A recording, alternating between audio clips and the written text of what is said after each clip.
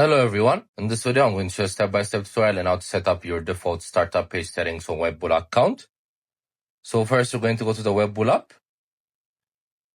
Then once you guys are here, going to click on the profile section on the lower right corner of the app. Then next we're going to click on settings. Then we're going to click on navigation settings. So as you can see under the default startup page settings, there are 4 options: the markets, the watch list, the accounts, as well as the feeds. So you guys could interchange them by clicking on them. So when the app starts, you're going to choose what startup page is going to present it. So you guys could choose either of the 4. So that's how you basically do it. That's the importance of the setting. Make sure to also check our other videos as we've been posting daily. I hope you guys like this video. Subscribe for more, like for more, share for more. I hope to see you again. Goodbye.